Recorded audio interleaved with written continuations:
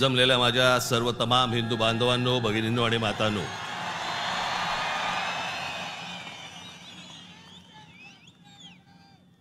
सर्वप्रथम मी आपणाला सर्वांना गुढीपाडव्याच्या मनपूर्वक शुभेच्छा देतो।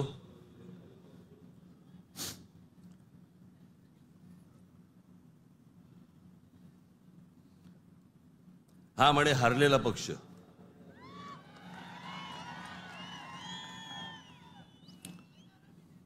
झालं, निवडणुका संपल्या, सगळ्या गोष्टी झाल्या, पण आज गेल्या निवडणुकीमध्ये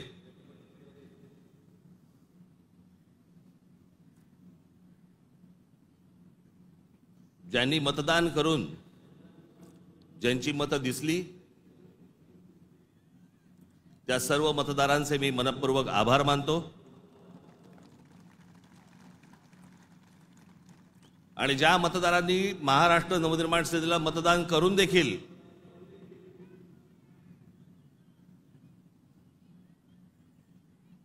इलेक्ट्रॉनिक मशीनमध्ये ज्यांची मतं दिसली नाहीत त्यांचेही मी आभार मानतो। निवडणुका कशा झाल्या, काय काय गोष्टी घडल्या, मला असं वाटतं याच्यावरती माझं बोलून झालेलं आहे।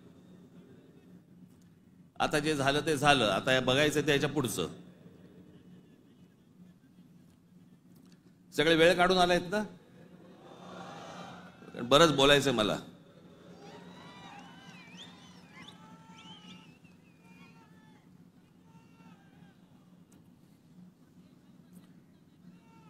अनेक विषय, निवडणुका झाल्यानंतर अनेक विषय झाले, अनेक विषय बोलले गेले।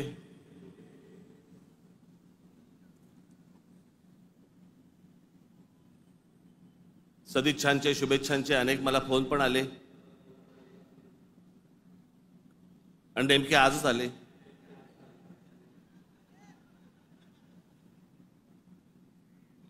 आज का आले याचे अर्थ मला समजतात, जरा जपून।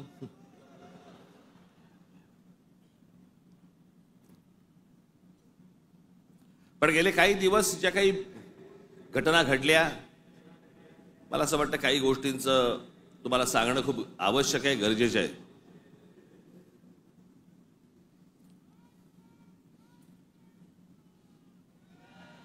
त्यातला पहिला विषय म्हणजे कुंभमेळा। मी त्याशी म्हटल्याप्रमाणे ते आमच्या बाळा नांदगावकरांनी पाणी आणलं आणि मग मी त्यांना सांगितलं पिणार नाही मी।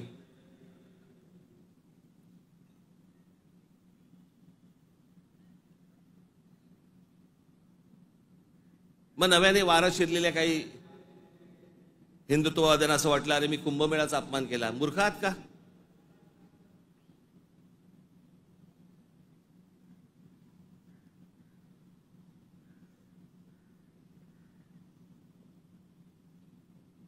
ते आमचे नयन कदम जाऊन आले तिकडे।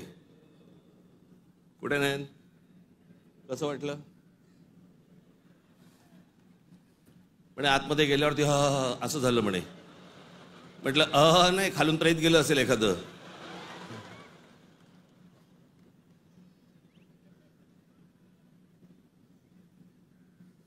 आपल्या देशामधल्या नद्यांची जी अत्यंत भीषण अवस्था आहे, ज्याला आपण माता म्हणतो, नदीला देवी म्हणतो, त्या नद्यांकडे आपल्या राज्यकर्त्यांचा, आज नाही, आजचे राज्यकर्ते नाही, गेल्या अनेक वर्षांपासूनचे, मला आजही आठवते, गंगा साफ करावी असं पहिलं बोलणारी जे कोणी व्यक्ती मला आठवते, मला राजकारणातली, ती म्हणजे स्वर्गीय राजीव गांधी। राजीव गांधी ज्यावेळेला पंतप्रधान झाले त्यावेळेला त्यांनी गंगा साफ करण्याचं काम सुरू केलं। तेव्हापासून अजून गंगा साफ करतायत। त्याच्यानंतर आता 2014ला नरेंद्र मोदीजी पंतप्रधान झाले, त्यांनी तेच सांगितलं गंगा साफ करणार। आपल्याकडच्या देशांमधल्या नद्यांची अशी अवस्था आहे की त्याच्यामध्ये पाणी पिणं तर लांबची गोष्ट, तुम्ही आंघोळ केली म्हणजे मी माझ्याकडे आत्ता काही उत्तरेतले लोक येऊन गेले मध्ये आणि त्यांनी मला सांगितलं की कित्येक लाखो लोक तिथे आंघोळ केल्यानंतर आजारी पडलेले आहेत, पडणारच आजारी.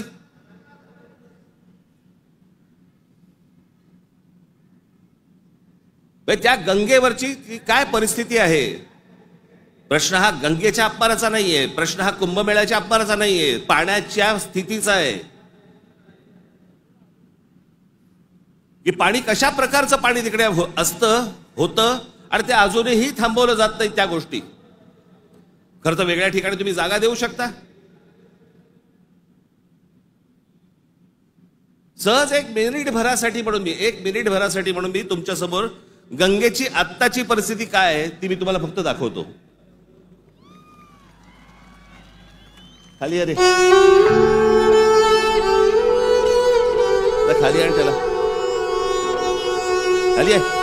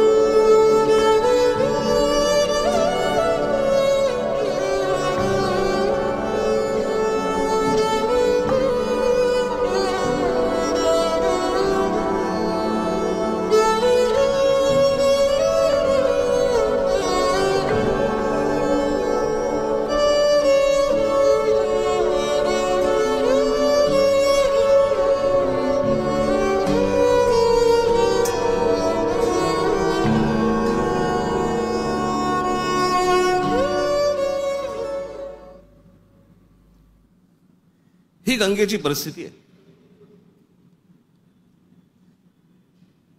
आतापर्यंत 33,000 कोटी रुपये खर्च झाले त्याच्यावरती. तुम्ही आता तो महंत बघितलात ज्याला बोटीतनं तसाच्या तसाच टाकून दिला.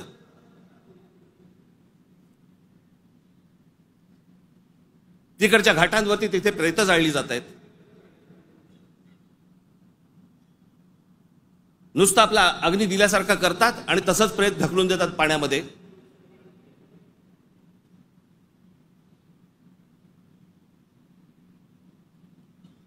हा कोणता धर्म.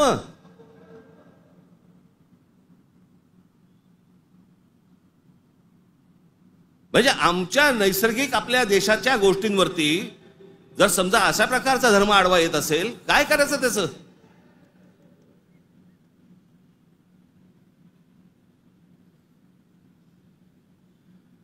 आपल्या गोष्टींमध्ये आपण सुधारणा नको का करायला.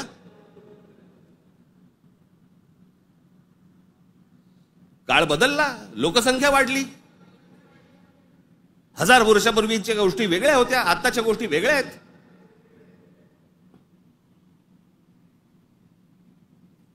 हेच सगळे विधी हटपण्यासाठी म्हणून त्याच इथे वेगळ्या एका घाटावरती एखादी जागा करता येत नाही का. मग काय सांगतात लोक ऐकत नाहीत. ऐकत कसे नाहीत. दारू पिऊन गाडी चालवल्यावरती पोलीस पकडतात. हे समजल्यावरती लोक टॅक्सीने जायला लागले की नाही पिऊन. झाली की नाही सुधारणा.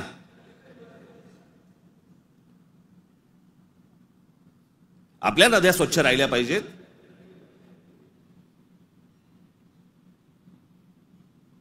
या सगळ्या नद्यांवरचे जे काही मधले भाग आहेत इतके गलिच्छ आहेत, इतके गलिच्छ. आणि या नद्या बर्बाद कोण करतोय. आपणच करतोय. कशाच्या नावाखाली. धर्माच्या नावाखाली.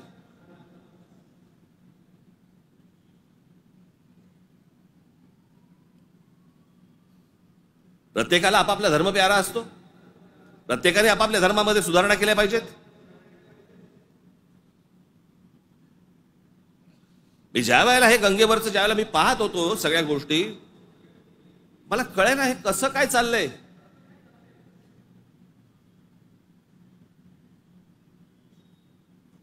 काय म्हणे 65 कोटी लोक येऊन गेले, अर्धा भारत.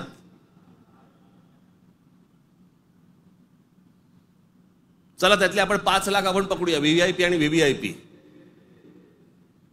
बाकीचे काठावरच बसले असतील खो खो खेळायला, बरोबर की नाही? प्रत्येकाची जरी 200-200 ग्रॅम पकडली, चीनची भिंत बांधता आली असती आपल्याला.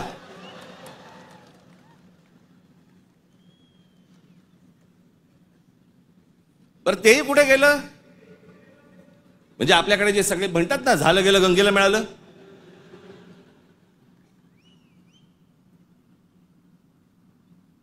महाराष्ट्रामधली देखील आज नद्यांची परिस्थिती हेच. आमच्या कोकणामधली सावित्री नदी घ्या, सगळं केमिकलने भरली आहे. मी आता आणलंय इथे तुमच्यासाठी.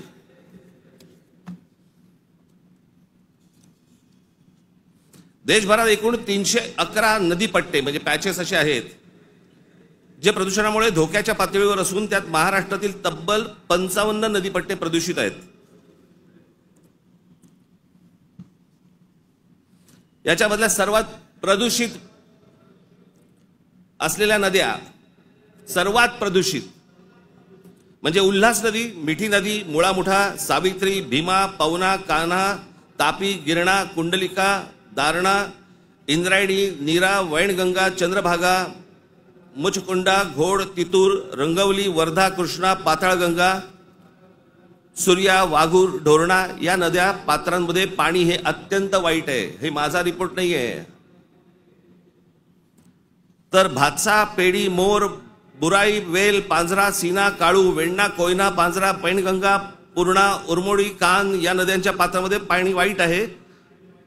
त्या नद्यांच्या तुलनेत मुंबईमध्ये 5 नद्या होत्या, 5 नद्या. कदाचित अनेकांना माहिती पण नसतील. त्यातल्या 4 मेल्या. मेल्या म्हणजे मारल्या. सांडपाणी, झोपडपट्ट्या आणि या सगळ्या गोष्टींबंद त्या 4 नद्या मेल्या आणि 5वी ही आता मरायला आली आहे. ती म्हणजे मिठी नदी. आत्ताची मिठी नदीची काल मी शूट करायला सांगितलंय. काल मी अगोदरचं पण दाखवत नाहीये, मी कालचं दाखवतोय. मुंबई मधली 5वी एकमेव राहिलेली नदी, त्याची काय अवस्था एकदा बघा.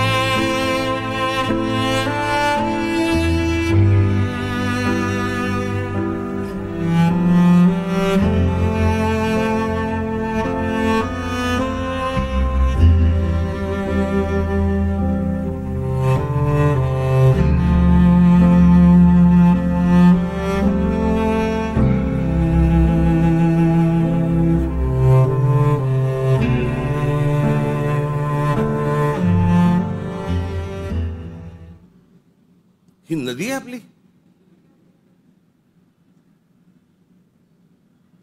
या सगळ्या नद्या मारून टाकल्या आपल्या लोकांनी. दरवर्षी येणार मुंबई महानगरपालिका म्हणणार की आम्ही मिठी नदी साफ केली. ही साफ जोपर्यंत आजूबाजूची वस्ती हटत नाही तोपर्यंत या नद्या कधीही साफ होणार नाहीत. आपल्या सगळ्या नद्यांमध्ये सगळीकडे केमिकल्स भरलेली आहेत. का? आमचं पोल्युशन कंट्रोल बोर्ड काय करतं? उद्योगधंद्यांना प्रोत्साहन, कारण उद्योगपती ह्यांना प्रोत्साहन देतात.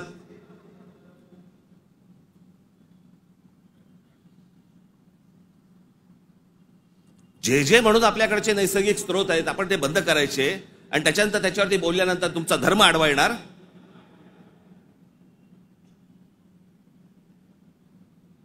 धर्माच्या गोष्टी तर मला तर कोणी सांगू पण नाहीत या लोकांनी. काही गोष्टी आपण आपल्यात सुधारल्या पाहिजेत.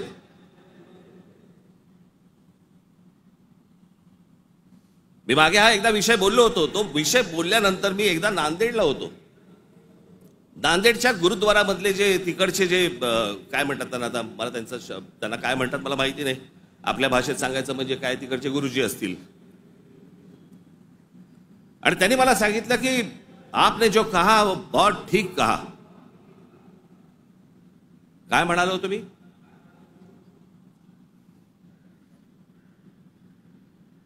आमच्याकडे महानगरपालिका, जिल्हा परिषदा, ग्रामपंचायती, देशभर सगळ्या ठिकाणी आमच्याकडे काय भिंती रंगवल्या जातात, बोर्ड लावले जातात, झाडं जगवा, झाडं वाचवा.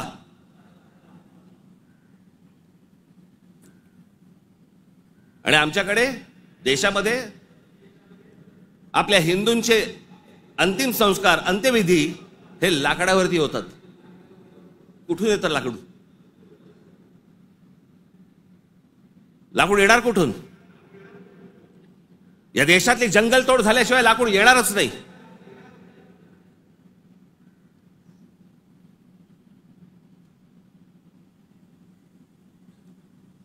आणि ह्याला पर्याय म्हणून काय त्या इलेक्ट्रिक विद्युत दाहिनी आल्यात ना.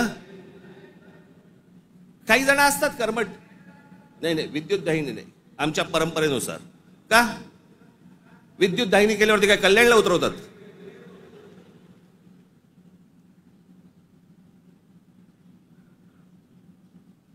देशभर विद्युत दाहिन्या झाल्या पाहिजेत. त्या विद्युत दाहिन्या झाल्या तर लाकूड लागणार नाही. लाकूड लागणार नाही मग जंगल राहतील. आमचे पंतप्रधान नरेंद्र मोदी मागे एकदा जंगलात गेले होते फिरायला, कोणतरी एका परदेशी माणसाबरोबर. म्हणजे आमच्या पंतप्रधानांना जंगलांची आवड आहे.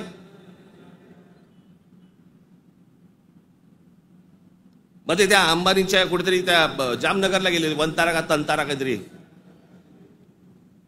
म्हणजे त्याला प्राण्यांची आवड आहे. मग प्राण्यांची आवड असेल तर जंगल जगवली पाहिजे. जंगल हे आपलं मुंबईचं नॅशनल पार्क आहे ना, हे नॅशनल पार्क संजय गांधी राष्ट्रीय उद्यान पवईपासून सुरू होतं, घोडबंदर पर्यंत तिकडे थांबतं. एवढं मोठं राष्ट्रीय एक काय नॅशनल पार्क एखाद्या शहराच्या मध्यात जगाच्या पाठीवर कुठेही नाही.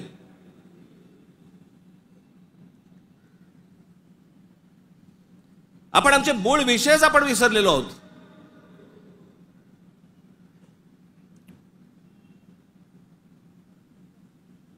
आमच्याकडे फक्त जंगलतोड सुरू आहे. म्हणजे आता मी तुम्हाला फक्त भारताचा जन्म मृत्यूचा आकडा फक्त सांगतो. जन्म मृत्यूचा आकडा म्हणजे लाकडं किती लागत असतील विचार करा, म्हणजे जंगलं किती तोडली जात असतील याचा विचार करा. भारताचा मध्ये जन्म आणि मृत्यूचा दर दररोज 81,746 मुलं जन्म घेतात आणि दररोज 29,679 मृत्यू होतात रोज. दररोज साधारणपणे 50,000 लोकसंख्या वाढत आहे. महिन्याला 24,52,380 लोक जन्म घेतात आणि महिन्याला 8,90,370 लोक मृत्युमुखी पडतात. वर्षाला 2,94,28,560 जण जन्म घेतात आणि वर्षाला 1,06,84,440 जण मृत्युमुखी पडतात.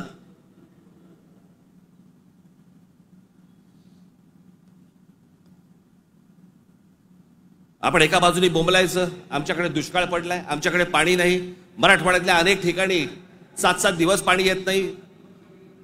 भारतामधल्या अनेक जिल्ह्यांमध्ये तिथे पाणी येत नाही. आम्ही पाणी येत नाही, सगळ्या गोष्टी होत नाही म्हणून बोंबलत बसायचं आणि आपणच ऱ्हास करायचा या गोष्टींचा. मूळ विषयांकडे आमचं लक्षच नाही. सगळे विषय भरकटवले जातात. आमच्याकडे कोण येतो, आम्हाला पाय जंगलांची पडली नाही, पाण्याची पडली नाही, कशाची पडली नाही, आम्हाला पडली औरंगजेबाची.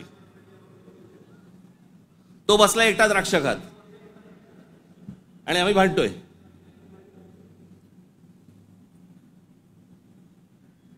औरंगजेबाची कबर राहिली पाहिजे का उडवली पाहिजे? आत्ता कुठून आठवलं? चित्रपटाने जागे होणारे हिंदू काही कामाचे नाहीत.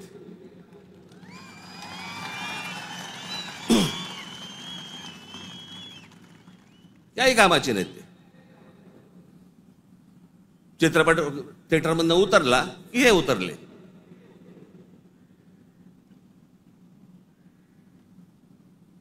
छत्रपती संभाजी महाराजांचं बलिदान तुम्हाला आत्ता कळलं विकी कौशल मेल्यावर?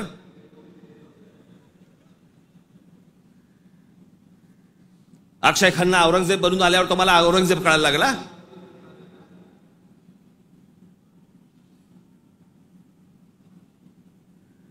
व्हॉट्सअपवरती इतिहास नाही वाचता येत. इतिहास वाचायचा असेल तर त्याच्यामध्ये पुस्तकामध्ये डोकं घालायला लागेल तुम्हाला.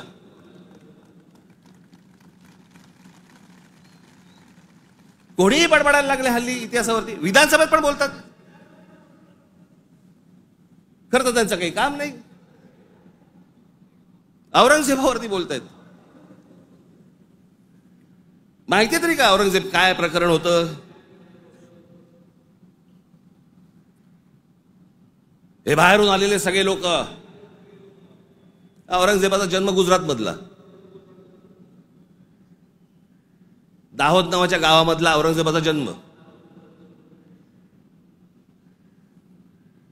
आणि मग काय सोपं आहे इतिहासामधनं तुम्हाला जातीपातीमध्ये भिडवून द्यायला. यांना ब्राह्मणांनी साथ दिली, यांना मराठ्यांनी साथ दिली, मग तिकडे मराठी नव्हतेच, मग हे सगळं चोरून ब्राह्मणांनी केलं.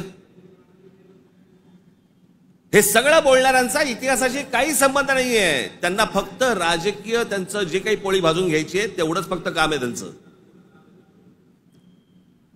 त्यांना ना संभाजी महाराजांशी काही कर्तव्य आहे, ना औरंगजेबाशी काही कर्तव्य, ना कोणाशी काही कर्तव्य आहे. तुमची माथी फक्त भडकवायची.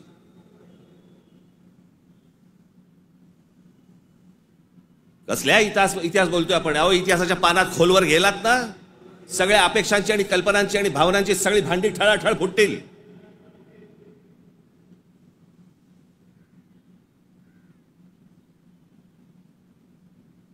या हिंद प्रांतामध्ये एक अत्यंत कडवट, एक प्रभावी असं एक स्वप्न ज्या व्यक्तीला पडलं त्या आमच्या जिजाऊ साहेब.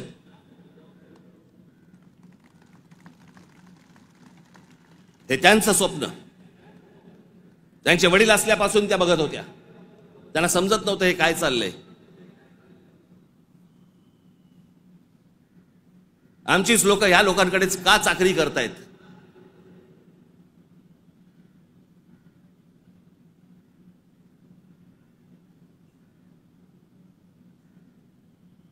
आणि छत्रपती शिवाजी महाराज म्हणजे या हिंद प्रांतावरती केलेला एक संस्कार आहे.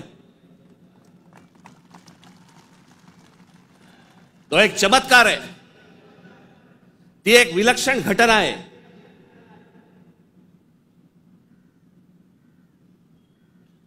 छत्रपती शिवाजी महाराज हा एक विचार आहे.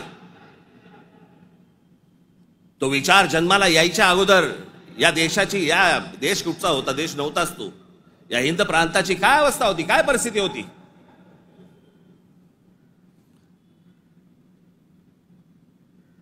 सर्व जातीचे लोक कोणाला कोणाच्याकडे होतेच ना कामाला. दूर कशाला जा. छत्रपती शिवाजी महाराजांचे वडील हे आदिलशाहीतच होते ना.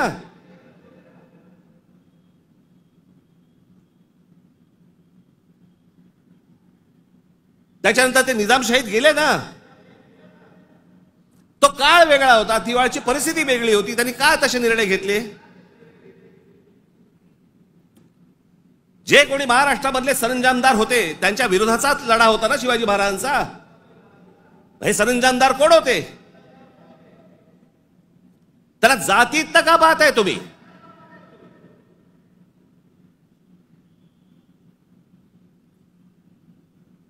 अफजल खानाचा वकील हा कोणी कुलकर्णी नावाचा होता, ब्राह्मण होता. अफजल खानाची बोलणी करायला गेलेला छत्रपती शिवाजी महाराजांचा वकील देखील ब्राह्मणच होता.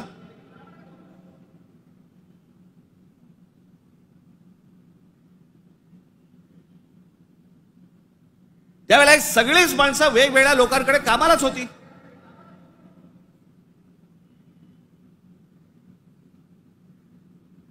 इतिहासातली प्रत्येक गोष्ट काही कागदावरती लिहिलेली नाहीये. त्यावेळेला त्या परिस्थितीत काय निर्णय घेतले असतील आपल्याला काय माहिती.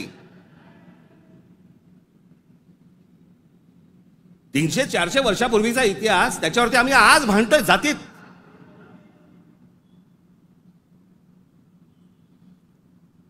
आग्र्याच्या दरबारामध्ये छत्रपती शिवाजी महाराजांच्या समोर संभाजी महाराज असताना संभाजी महाराजांनी औरंगजेबाची 5000 मनसबदारी स्वीकारलेली आहे. छत्रपती शिवाजी महाराजांच्या समोर महाराजांची होकार असल्याशिवाय होईल?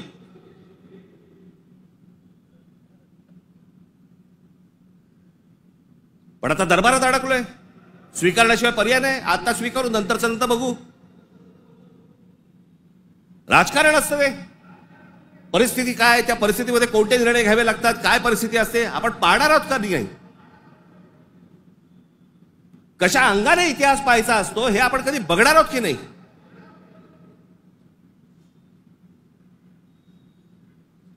काही कशाचा कशाला माहिती नाही. छत्रपती शिवाजी महाराजांसाठी औरंगजेबाचा जो माणूस आला होता, मिर्झा राजे जयसिंग राजपूत हिंदू होता ना,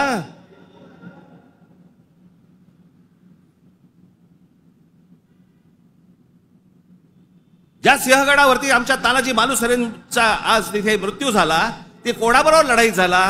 उदयबान राठोड बरोबर ना. राजपूत होता ना, हिंदू होता ना. काय घेऊन बसलोय आपण?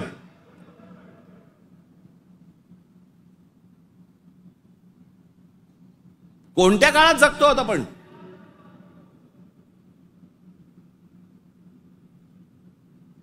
छत्रपती शिवाजी महाराजांच्या जन्माच्या अगोदरचा काळ वेगळा होता, नंतरचा काळ वेगळा आहे.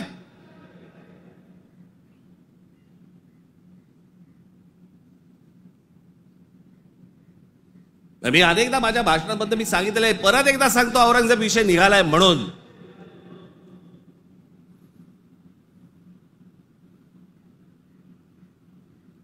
औरंगजेब बादशाह याचं राज्य कुठपासून कुठपर्यंत होतं? अफगाणिस्तान पासून दक्षिणेपर्यंत आणि इथे बंगालपर्यंत.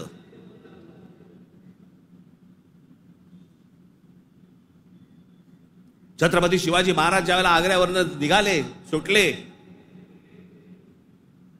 महाराष्ट्र जेव्हा आले, त्याच्यानंतर राज्याभिषेक झाला 74 साली आणि 1680 साली महाराजांचा मृत्यू झाला, निधन झालं त्यांचं.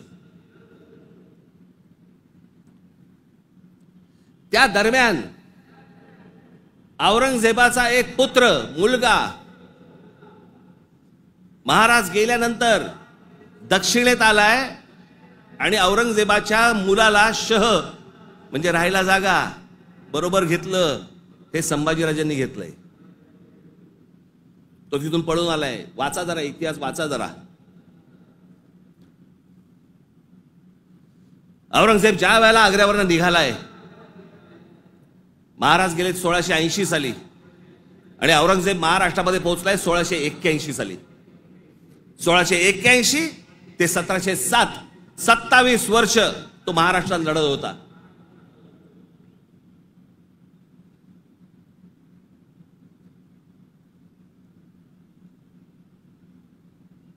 आमच्या संभाजी राजांबरोबर लढला.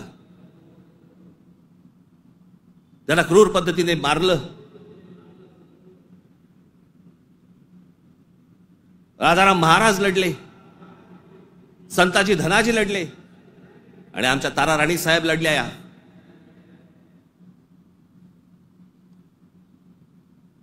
एक महाराष्ट्राचे खूप मोठे लेखक होऊन गेले, नरहर कुरुंदकर. त्या कुरुंदकरांच्या एका पुस्तकामध्ये फार अप्रतिम वाक्य आहे की मराठे सर्व लढाया हरत होते, पण औरंगजेब एकही लढाई जिंकू शकत नव्हता.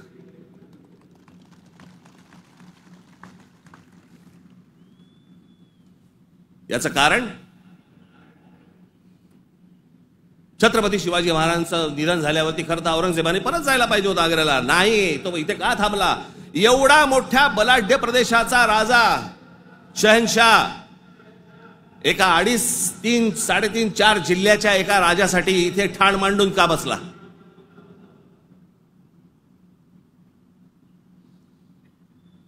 त्याला माहिती होतं छत्रपती शिवाजी महाराजांचं निधन झालंय, मग का ठाण मांडून बसला होता? शिवाजी महाराज तर गेले होते, त्याला शिवाजी नावाचा विचार मारायचा होता, जो त्याला जमला नाही. सगळे प्रयत्न केले, सर्व प्रयत्न केले आणि इथे शेवटी मेला. जगाच्या इतिहासामध्ये औरंगजेब वाचला जातो, अभ्यास केला जातो त्याचा, पण ज्या वेळेला त्याचा अभ्यास केला जातो त्यावेळेला जगभरातल्या लोकांना कळतं की तो काय करायला गेला होता आणि कसा मेला. तिथे छत्रपती शिवाजी महाराजांचं नाव येतं जगभरामध्ये. जी कबर आहे ना, जी सजवलेली काढून टाका, कबर नुसती दिसली पाहिजे आणि तिथे एक मोठा बोर्ड लावा, आम्हा मराठ्यांना संपवायला आलेला औरंगजेब इथे आम्ही गाडला गेला.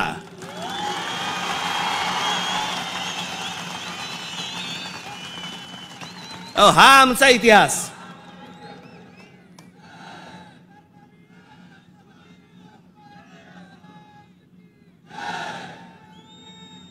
अफजल खान ज्या वेळेला इथे आला, इतिहास कशासाठी वाचायचा? इतिहासातनं बोध घेण्यासाठी वाचायचा. अफजल खान जेव्हा इथे आला त्यावेळेला प्रतापगडावरती मारला गेला खाली, तिथेच त्याची खाली कबर खोदली गेली, तिथेच त्याला पुरला. मराठीत एक फार अप्रतिम जो शब्द आहे ना, पुरून उरीन, तो आहे, तुला पुरीन आणि उरीन. तो जो पुरला त्याला तिकडे अफजल खानाला, तो शिवाजी महाराजांच्या होकाराशिवाय पुरला नसेल. त्याची कबर जी केली आहे ती महाराजांना विचारल्याशिवाय केली नसेल. महाराजांनी सांगितलं असेल, निश्चित करा, जगाला कळू दे कोणाला मारलाय.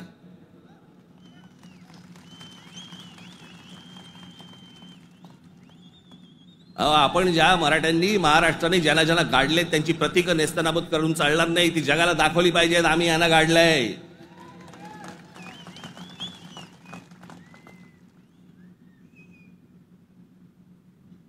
इस्रायलची एक खूप मोठी संघटना आहे मोसाद नावाची, त्यांचं एक पुस्तक आहे. त्या पुस्तकामधली एक ओळ फार अप्रतिम ओळ आहे आणि त्याच्यात त्यांनी दिलंय की आम्ही अनेक स्मारकं बांधली इथे इस्रायलमध्ये, पण अनेक लोकांची आम्ही स्मारकं बांधली नाहीत. का? कारण ती जर बांधली तर जगामध्ये ते कृत्य आम्ही केलंय असं जगाला कळेल, म्हणून आम्ही नाही बांधली.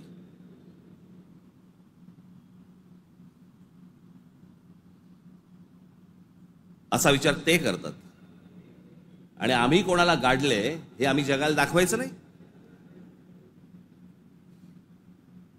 खरं तर शाळेतल्या लहान लहान मुलांच्या तिकडे ट्रिप घेऊन गेल्या पाहिजेत, बसेस भरून घेऊन गेल्या पाहिजेत आणि लहान मुलांना सांगितलं पाहिजे, बाळांनो, महाराजांनी याला गाडला, हा आपल्यावर आला होता, हा आपल्या धर्मावर उलटला होता, हा आमची मंदिरं पाडत होता, हा आमच्या बहिणींची आबरू लुटत होता, याला आम्ही गाडला. नाही तर पुढच्या पिढ्यांना आम्ही काय इतिहास सांगणार आहोत?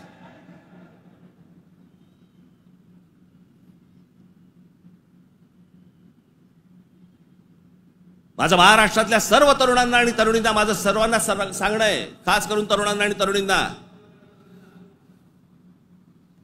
व्हॉट्सअपवरती इतिहास वाचायचा पहिला बंद करा.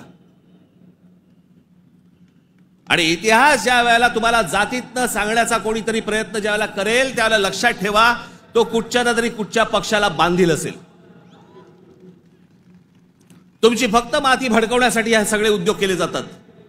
तुम्ही एक होऊच नाहीत, तुम्ही मराठी म्हणून एक येऊच नाहीत, तुम्ही महाराष्ट्र म्हणून एक येऊच नाहीत, याच्यासाठी जे सगळे प्रयत्न चालू असतात. मुळात विषय वेगळे असतात आणि मग विषय हे असले विषय काढून तुम्हाला भरकटवलं जातं, वेगळीकडे नेलं जातं आणि आम्ही तिकडे बघतो आणि बाकीचे इकडे काम आटपून घेतात. मधल्यामध्ये अडाणींना जमीन पण मिळून जाते.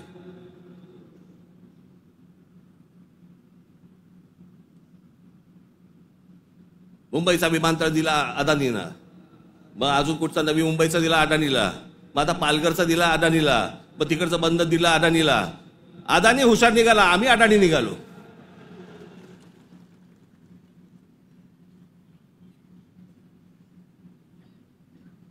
कित्येक गोष्टी आहेत ज्या विधानसभेमध्ये बोलल्या जाऊ नयेत. लाडकी बहीणचं काय झालं?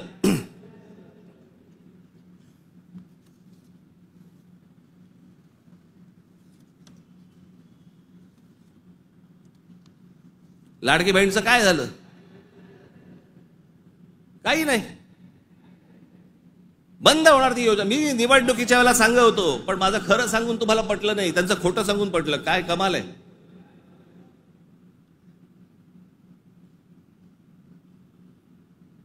ज्या महत्वाचे जे विषय आहेत, या सगळ्या महत्वाच्या विषयांकडे आपण दुर्लक्ष करायचं आणि दुर्लक्ष करून आम्ही कुठे भरकटायचं, कुठे चालले आमचा. विधानसभेमध्ये चर्चा कशावरती? औरंगजेबावर.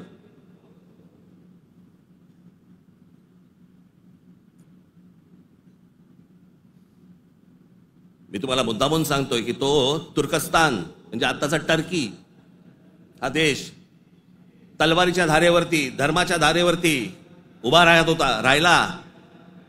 सगळ्या ठिकाणी आक्रमण केली. हा औरंगजेब म्हणजे हे सगळे आहेत ना, बाबर बिबर पासून सगळे, हे सगळे तुर्की मंगोलियन लोक आहेत. आपण ज्यांना मोघल म्हणतो ना, मोघल म्हणजे मंगोल्स, चंगीज खानवाले.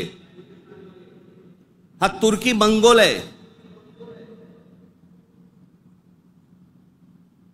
सगळं मुस्लिम धर्म तलवारीच्या धारेवरती सगळा देशभर जगभर पसरवण्याचा प्रयत्न केला.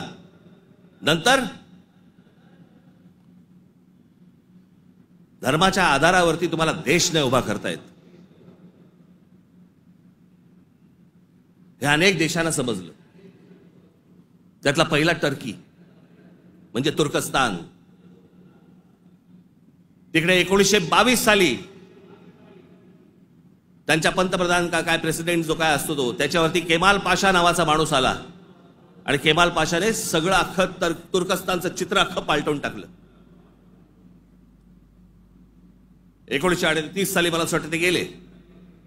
त्याच्यानंतर जी लोक आली तिथे इस्लाम आता म्हणण्यापुरता आहे तिथे, पण तो आता भाग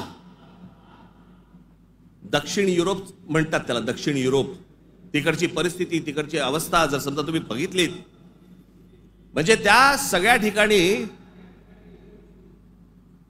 मशिदी आहेत, सगळ्या गोष्टी आहेत, पण तुम्हाला रस्त्यावरती धर्म दिसत नाही.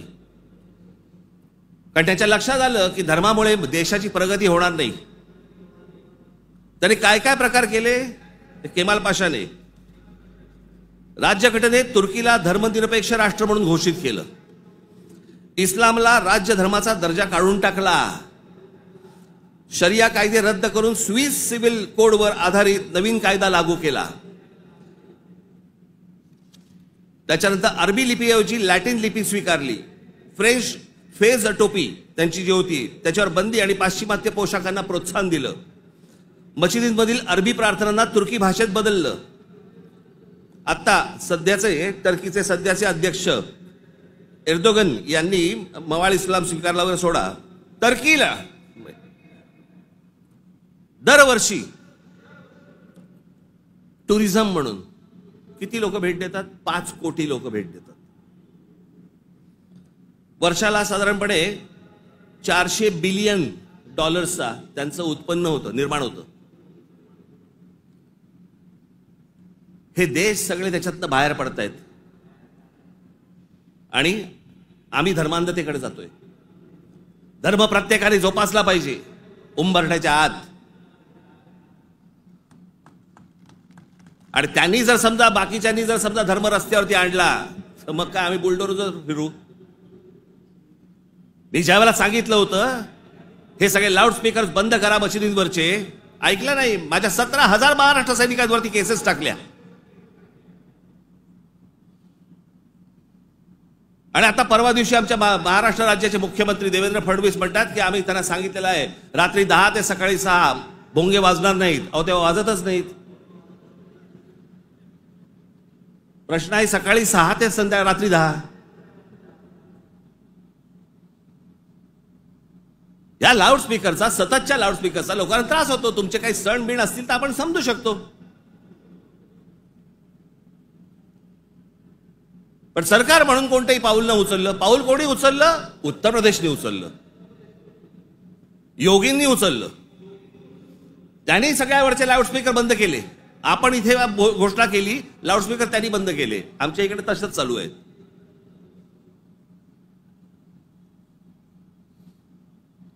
हे इकडे माहीमला इथे समुद्रावरती काय काय त्यांनी काय काय करतात ते मजार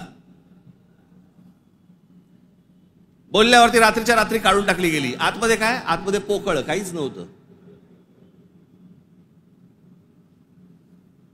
ही सगळे अनधिकृत बांधकामं, या अनधिकृत वस्त्या ज्या काय आता झालेल्या आहेत आपल्याकडे, हे सगळे इथे कोम्बिंग ऑपरेशन्स केली पाहिजेत. अहो, आपण मूळ विषय सगळे जे आहेत ना, जे रोजगाराचे आहेत, जे शेतीचे आहेत, जे कामगारांचे आहेत, जे विद्यार्थ्यांचे आहेत, जे शिक्षणाचे आहेत, सगळे बाजूला काढतोय आपण आणि भलत्या गोष्टींमध्ये आपण रमतोय. भलत्याच गोष्टींमध्ये.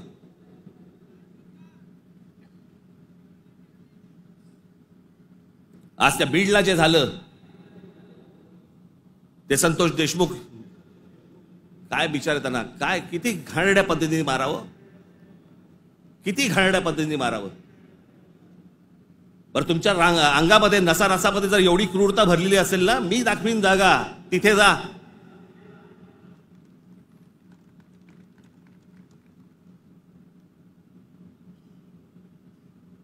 पण हे सगळं झालं कशातनं? त्या विंडमिल, तिकडची ऍश, तो तिकडचा जो काय प्रकल्प, त्याच्यातनं निर्माण होणारी जी काही ती राख आहे. म्हणजे मी आजपर्यंत ऐकलं होतं की राखेमधनं फिनिक्स पक्षी उभारी घेतो. आमच्या बीडमध्ये राखेतनं गुंड तयार होतात. विषय होता पैशाचा. ती जी काय वाल्मिक कराड आणि जी काय नावं येत आहेत त्यांची, हे सगळ्या खंडण्या. या संतोष देशमुखने त्याला विरोध केला. उद्या तिथे संतोष देशमुख नसता, दुसरा कोणी असता तरी त्यांनी हेच केलं असतं. विषय होता पैशांचा, विषय होता खंडणीचा, विरोध होता खंडणीला विरोध करणाऱ्यांचा. आम्ही लेबलं काय लावली? वंजाऱ्याने मराठ्याला मारलं. त्याच्यात वंजाऱ्यांचा काय संबंध आणि मराठ्यांचा काय संबंध? कशात गुंतून पडतोय आपण? पण तुम्हाला गुंतवलं जातंय. हे राजकीय पक्ष तुम्हाला गुंतवतायत त्याच्यामध्येच गुंतून राहा. आमच्या मुलांच्या शिक्षणाचा विचार करू नका, विषय आणू नका. आमच्याकडे रोज शेतकरी आत्महत्या करतायत. आता दिवसाला 7 आत्महत्या होतात दिवसाला शेतकऱ्यांच्या. पाहू नका. आमच्याकडे रोजगार निर्माण होत नाहीये, लक्ष देऊ नका त्याच्याकडे.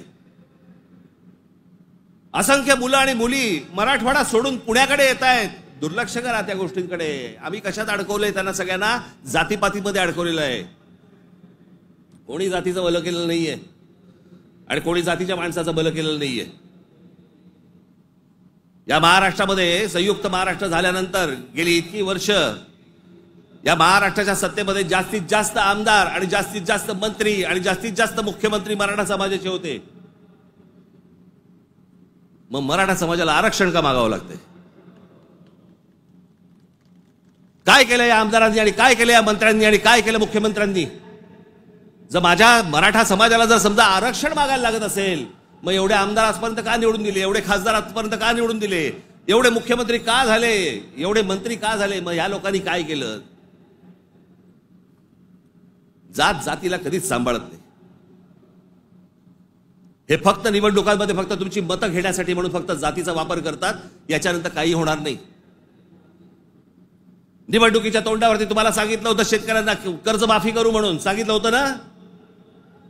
काल अजित पवार बोललेत 30 तारखेच्या आत पैसे भरून टाका, कर्जमाफी वगैरे काही होणार नाही. म्हणजे निवडणुकीच्या तोंडावरती तुम्ही वाटेल त्या गोष्टी बोलणार आणि निवडणूक संपल्यानंतर लोकांनी भाबडेपणाने मतदान केल्यानंतर तुम्ही आता ऐन मोक्यावरती बोलणार की पैसे भरून टाका म्हणून. अरे वा. महाराष्ट्रातल्या जनतेला मला हे विचारायचंय की इतक्या भाबडेपणाने तुम्ही मतदान करता तरी कसे? ही लाडकी बहीण योजना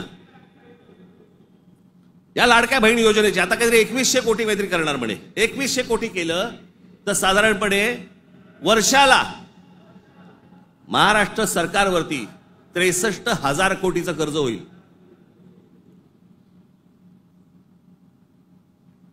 म्हणजे साधारणपणे 5 वर्षाचे काढा तुम्ही किती होतात. 3-3.5-4 लाख कोटी होतात. हे फक्त वाटण्यात. ते वाटू शकत नाहीत, सरकारकडे पैसे नाहीत. ही योजना बंद होणार. अहो, कर्ज काढून दिवाळी साजरी करायला सांगितले कोणी?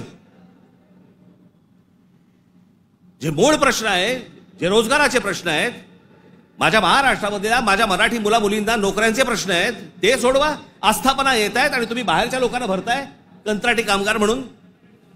माझ्या महाराष्ट्रामधल्या मुलांना कळत नाहीये, मुलींना कळत नाहीये, कारण आम्ही गुंतवलेत कशात? आम्ही जातीत गुंतवलेत. मारामाऱ्या करा, डोकी फोडा, व्हॉट्सअपवरती जातीत शिव्या घाला, हे उद्योग आमचे सगळे सुरू आहेत. मूळ प्रश्नाकडे आहे कोणाचं लक्ष? खरं तर मूळ प्रश्नांवरती तुम्ही सरकारला धारेवर धरलं पाहिजे, मंत्र्यांना धारेवर धरलं पाहिजे. निवडणुकीच्या तोंडावरती ज्या ज्या प्रकारची तुम्हाला आश्वासन दिली त्या गोष्टी तुम्ही विचारल्या पाहिजेत. पण मुळात आपलंच लक्ष जर समजा नसेल तर बाकीच्यांचं फावणारच आहे.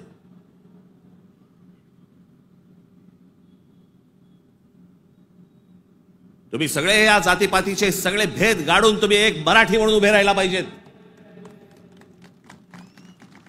बाकीच्या राज्यांमध्ये बघा, तामिळनाडू बघा, तामिळनाडूमध्ये हिंदी आणतायत, नाही म्हणून त्यांनी सांगितलं येऊ देणार नाही. केरळामध्ये येऊ देणार नाही. आम्हीच लोटांगण घालतोय. आम्हाला समजत नाही आम्ही काय करायचंय. मी इतका भांबावलेला मराठी माणूस आजपर्यंत कधी बघितलं नाहीये.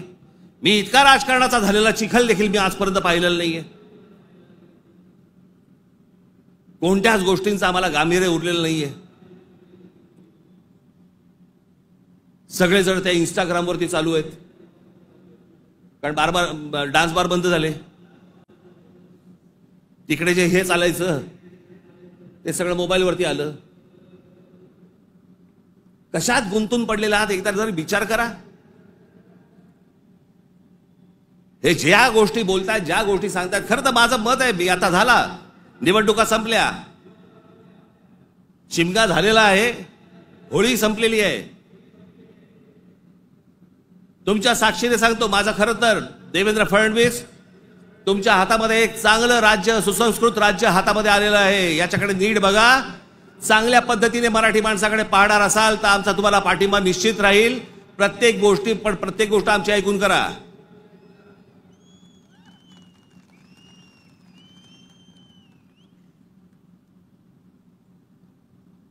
महाराष्ट्र आसुसलेला आहे. आता उन्हाळा आहे, आता पाण्याचे प्रश्न सुरू होतील.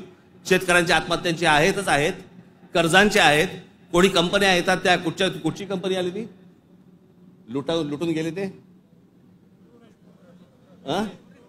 टोरस का काहीतरी, इतके भाबड्यात. आता पैसे दिले की महिन्याभरात दुप्पट होतील. कोण देतं असं करून? का गुंतवता अशा ठिकाणी पैसे तुम्ही? पण या सगळ्या ह्याच्यामध्ये मी तुम्हाला दोष देणार नाही. ही जी असुरक्षितता जी आलेली आहे ना, आर्थिक असुरक्षितता आलेली आहे, वैचारिक असुरक्षितता आलेली आहे, मंदिरांच्या बाहेर रांगा लागल्या आहेत. जे बुवा बिवा जे काय आता सध्या नवीन आलेत सगळेजण, त्यांच्याकडे रांगा लागल्या आहेत. लोक भक्तीने जात आहेत, भावनेने जात आहेत, अडकून पडतायत. ठीक आहे, पण चांगल्या गोष्टीत तरी पडतायत.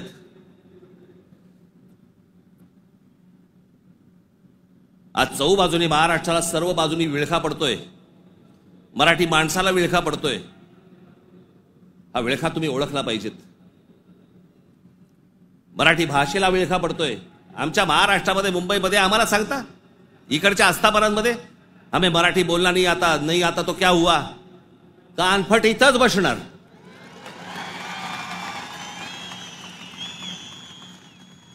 फालतू देशबीज सांगायचं नाही आम्हाला. प्रत्येक राज्याची एक राजभाषा आहे, त्या राजभाषेचा सन्मान हा प्रत्येक राज्यामध्ये राखला गेला पाहिजे. महाराष्ट्रामध्ये मुंबईमध्ये मराठीचा मान हा राखला गेलाच पाहिजे प्रत्येक आस्थापनेत.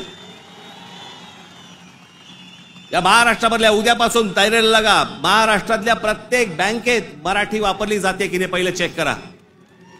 प्रत्येक बँकेत, प्रत्येक आस्थापनेत तुम्ही मराठी म्हणून सगळेजण कडवटपणे उभे राहायला पाहिजेत. या देशामधला हिंदू हा हिंदू तेव्हाच होतो जेव्हा मुसलमान रस्त्यावरती येतात. एरवी फक्त भक्तिभावाने असतात, पण हिंदूंमधला हिंदू जेव्हा जागरूक होतो तो फक्त दंगलीमध्ये हिंदू असतो. दंगल संपली की तो मराठी, पंजाबी, गुजराती, बंगाली सगळा होतो. आणि मग ज्याला तो मराठी होतो त्याला मग तो साळी, माळी, मराठा, ब्राह्मण, कुणबी सगळा होतो. आपापल्या जातीबद्दल प्रेम असणं हे स्वाभाविक आहे, पण दुसऱ्याच्या जातीबद्दल विद्वेष असणं, तिरस्कार असणं ही विकृती आहे.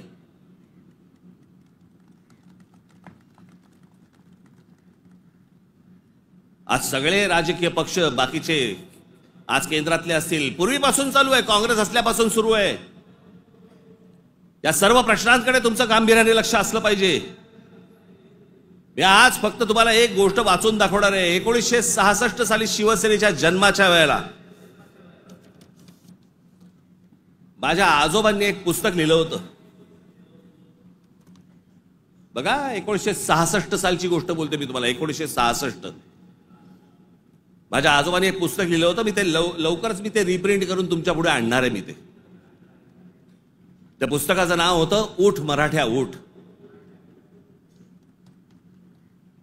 ते पुस्तक आपण सर्वांनी जरूर वाचलं पाहिजे. त्या पुस्तकातला एक फक्त मायना मी तुम्हाला एक फक्त गोष्ट वाचून दाखवतो, आणि ही गोष्ट मला असं वाटतं सर्वांनी गांभीर्याने घेतली पाहिजे.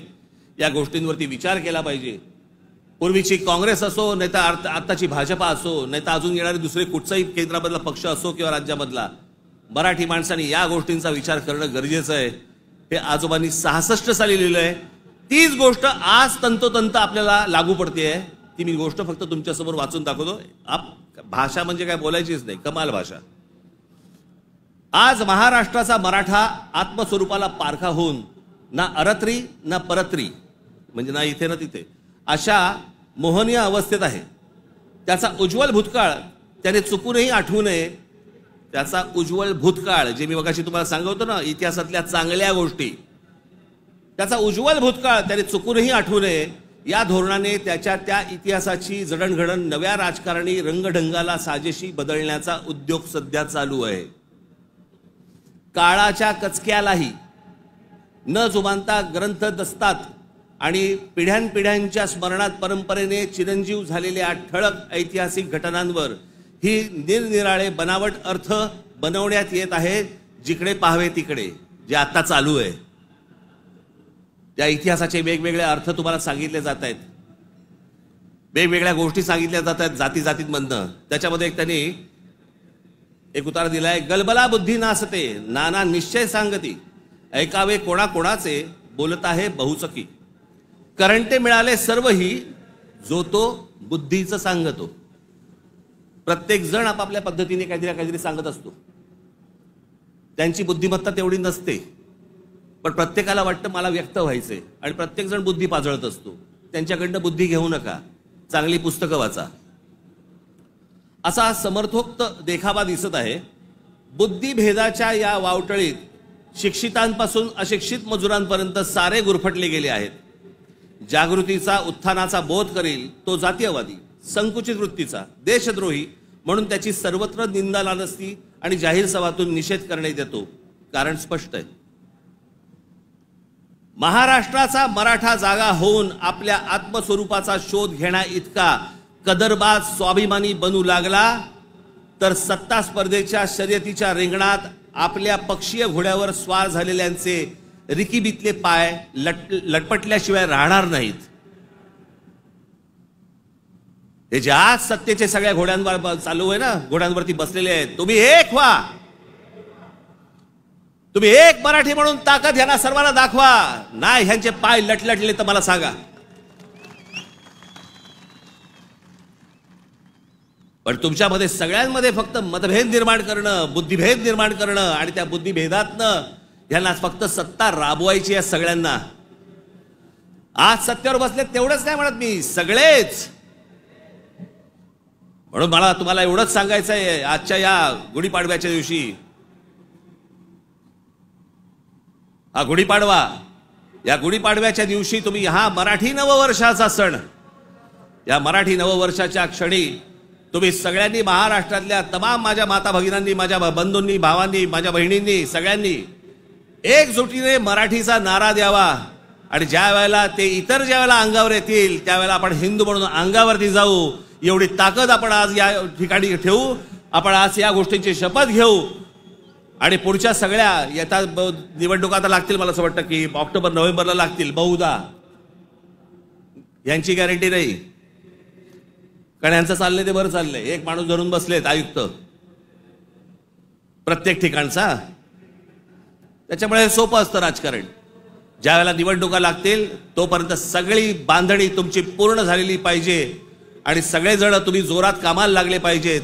एवढी फक्त एक इच्छा, आशा, अपेक्षा व्यक्त करतो आणि पुन्हा एकदा गुढीपाडव्याच्या आपल्याला सर्वांना शुभेच्छा देऊन आपली सर्वांची मी तूर्त रजा घेतो. धन्यवाद. जय हिंद, जय महाराष्ट्र.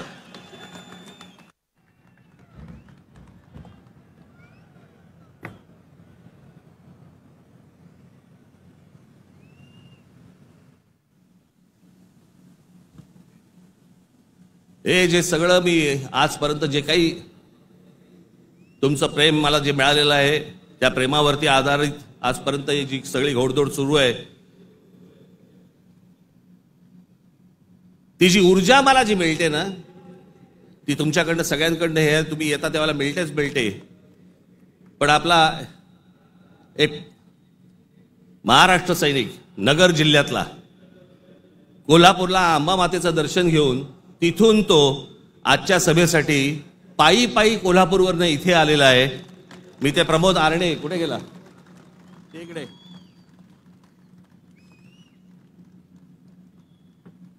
आता बस, हा पायी पायी तिथून आला. तुमच्या सर्वांसाठी तो महालक्ष्मीचं दर्शन घेऊन आलेला आहे आणि मला असं वाटतं की हीच माझी ऊर्जा आहे. धन्यवाद.